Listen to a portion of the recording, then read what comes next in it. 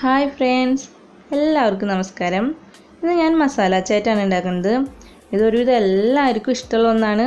അത്രയ്ക്കും ടേസ്റ്റാണ് ഇത് കഴിക്കാനായിട്ട്. അന്ന് ഉണ്ടാക്കാൻ വളരെ സിമ്പിളാണ്. അപ്പോൾ നമുക്ക് നോക്കാം ഇതെങ്ങനെയാണ് ഉണ്ടാക്കണേന്ന്.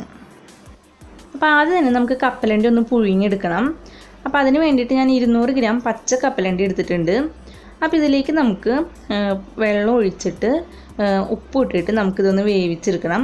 അപ്പോൾ ഉപ്പ് ഇത്തിരി കൂടുതൽ തന്നെ ഇടണം, കാരണം നമ്മളിത് പുഴുങ്ങി എടുക്കുമ്പോഴേക്കും കപ്പലണ്ടിയുടെ ഉള്ളിൽ ഉപ്പ് പിടിക്കണമെങ്കിൽ കുറച്ച് കൂടുതൽ ഉപ്പിടണം.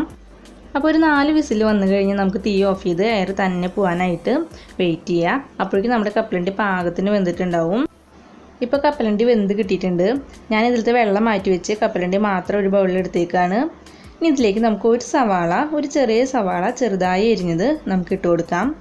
പിന്നെ ഇതിലേക്ക് വേണ്ടത് തക്കാളിയാണ്. ഞാനൊരു ചെറിയ തക്കാളി നല്ല ചെറിയ പീസുകളാക്കിയിട്ട് മുറിച്ചതിട്ട് കൊടുക്കുകയാണ്. ഇനി ഇതിലേക്ക് ചെറുതായി എരിഞ്ഞ മല്ലിയില ഒരു 2 ടീസ്പൂൺ ഇട്ട് കൊടുക്കുകയാണ്. ഇനി ഇതിലേക്ക് 1 ടീസ്പൂൺ മുളക് പൊടിയും 1/2 ടീസ്പൂൺ ഗരം മസാല പൊടിയും ഇട്ട് കൊടുക്കുകയാണ്. ഇപ്പോൾ ചാറ്റ് മസാല ഉണ്ടെങ്കിൽ അത് ഇട്ട് കൊടുക്കുക, അതാണ് ഏറ്റവും ടേസ്റ്റ് ഉണ്ടാവുക. ഇല്ലെങ്കിൽ ഗരം മസാല ഇട്ടാലും മതി. പിന്നെ ഇതിലേക്ക് ഒരു 1/2 ടീസ്പൂൺ കുരുമുളക് പൊടിയും ചേർത്ത് കൊടുക്കാം. അതിന് ശേഷം ഇതെല്ലാം കൂടി നന്നായി ഒന്ന് മിക്സ് ചെയ്ത് കൊടുക്കുക.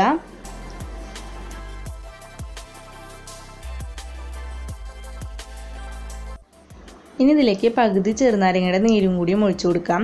അപ്പോൾ പുളി അധികം ഇഷ്ടമില്ലാത്തവർ ഇത്രയും നീര് എടുക്കേണ്ട ആവശ്യമില്ല, കുറച്ച് നീര് ഒഴിച്ചാൽ മതിയാവും. അപ്പോൾ നിങ്ങളുടെ ഇഷ്ടത്തിനനുസരിച്ചിട്ട് പുളി കുറച്ചും കൂട്ടിയും ഒഴിച്ചു കൊടുക്കാം. അതിനുശേഷം ഇതൊന്നും കൂടി മിക്സ് ചെയ്ത് കഴിഞ്ഞാൽ നമ്മുടെ മസാല ചാറ്റ് റെഡി ആയിട്ടുണ്ട്.